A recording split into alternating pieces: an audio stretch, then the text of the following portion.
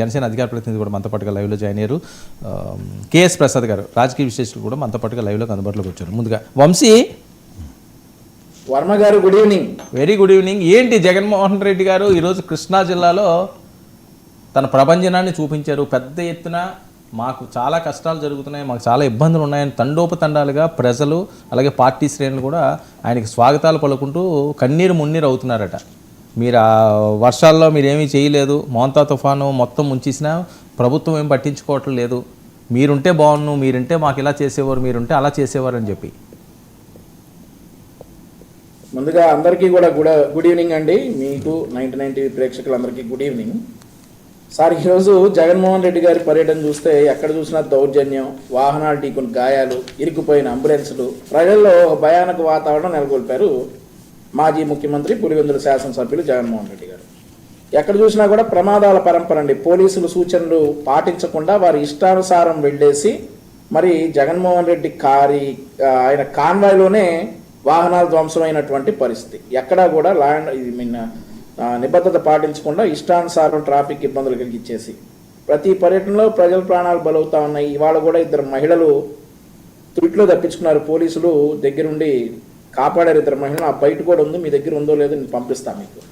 నువ్వెందుకు బయటకు వస్తా ఉన్నావు అని ప్రజలు అడిగేటటువంటి పరిస్థితి ఈరోజు. నువ్వు కానీ నీ పార్టీ కానీ నీ ముఠా తుఫాన్ సమయంలో ఎక్కడున్నారు?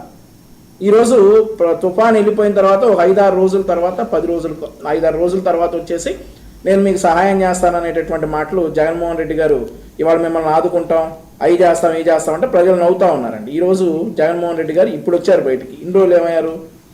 ఆ తర్వాత రైతులకి జగన్మోహన్ రెడ్డి గారు కానీ ఆయన పార్టీ కానీ పైసా కూడా ఈ మోందా తుఫాన్లో ఇచ్చిన పరిస్థితి లేదు. 5 ఏళ్ల పాలన చూస్తే రైతులను గాలి వదిలేసి ఇప్పుడు పర్యటన పేరుతో దొంగలు పడ్డ 6 నెలలకు అనుసంధంగా ఈ రోజు వచ్చేసి మేము చేస్తామన్నాం అంటున్నారు. జగన్మోహన్ రెడ్డి గారు రైతులకు 3 ఏళ్ల పాటు ప్రీమియం కూడా ఎగ్గొట్టారు సార్. మీకు తెలుసో తెలీదో? 3 ఏళ్ల పాటు ప్రీమియం కూడా ఎగ్గొట్టి ఈ రోజు వచ్చేసి కూటమి ప్రభుత్వాన్ని విమర్శిస్తా ఉన్నారు. సరే, ఇక ఆ ప్రభుత్వం ఉన్నప్పుడు ఏం చేశారండి? 2019 నుండి 24 వరకు వ్యవసాయ వృద్ధి రేటు చూసుకుంటే జగన్మోహన్ రెడ్డి గారి హయాంలో 10.22% పడిపోయింది. 2014 నుండి 19 వరకు చూస్తే 16.6 ఉంది వ్యవసాయ వృద్ధి రేటు. 2024-25లో 15.41 వృద్ధి రేటు తోటి 5,17,482 కోట్ల జీవీఏ సాధించాం. 2025లో దాన్ని 6 లక్షల కోట్లకు సాధించాలనేది మా టార్గెట్. 2023-24 ఖరీఫ్ రబీతో కలిపి కేవలం 48 లక్షల టన్నులు. వాయిస్ వస్తా ఉందండి, మాట్లాడు. కేవలం 48 లక్షల టన్నుల ధాన్యం కొని 6,000 కోట్లు మాత్రమే రైతుకు చెల్లించి 1,674 కోట్లు బకాయి పెట్టెళ్తే మేము వచ్చిన నెలలో ఆ 1,674 కోట్ల రూపాయల బకాయిలు చెల్లించాం. 2024-25కి 55.79 లక్షల టన్నుల ధాన్యాన్ని 12,855 కోట్ల రూపాయలకి రైతుల దగ్గర మేము కొన్నాం. రైతు భరోసా రాష్ట్ర నిధుల నుంచి ఇచ్చింది 7,500 రూపాయలు మాత్రమే అయితే అన్నదాత సుఖీభవ రాష్ట్ర నిధుల నుంచి 14,000కి మొదటి విడతగా మేము 3,174 కోట్ల రూపాయలు విడుదల చేశాం, చెల్లించాం. కేవలం 1,43,000 మంది కౌలు రైతులకి రైతు భరోసా వర్తింపేటట్టు చేశారు వీళ్ళు. సరే కాదు, ఓకే ఇప్పుడు ఆ లెక్క సరే ఓకే. ఇప్పుడు ఆ లెక్కలన్నీ ఇప్పుడు ఆయన ఏం చేశారో మీరేం చేశారో ఆయన చేయబట్టికే పోనీ ఈ పరిస్థితి వచ్చింది అని అనుకుందాం.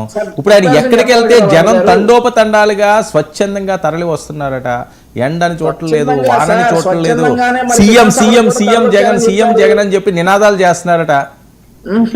ఇవన్నీ ఆపాలి సార్. ఇంకా ఇవన్నీ విని 11 వచ్చినాయి.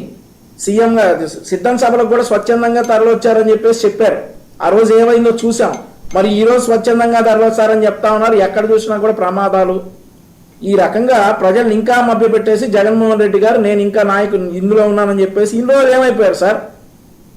ముఖ్యమంత్రి గారు తుఫాను నిలిచిన 15 నిమిషాల్లోనే ఏరియల్ సర్వేకి వెళ్ళారు. వాస్తవాలను తెలుసుకున్నారు. ఎక్కడెక్కడ ఎంత నష్టం జరిగిందో అంచనా వేసేసి అధికారులను ఆదేశించడం కూడా జరిగింది. ఫ్లైట్లు లేవట కదా ఆ రోజు, ఆయన రావడానికి ఫ్లైట్ లేదట కదా, ఎలా వస్తారు? ఫ్లైట్ లేదట కదా, ఎలా వస్తారు? అదే బెంగళూరు నుంచి ఫ్లైట్ లేదంట పాపం. బెంగళూరు నుంచి విమానాలు రద్దయిన సార్. మేము దుబాయ్ నుండి వచ్చాం సార్. దుబాయ్ నుండి తుఫాన్లో వచ్చాం సార్. మేము జగన్మోహన్ రెడ్డి గారు బెంగళూరు నుంచి రాలేకపోయారు. నేను ఆ రోజే వచ్చా. 28వ తారీఖు తుఫాన్ అయితే నేను ఆ రోజు విజయవాడలో ల్యాండ్ అయ్యాను.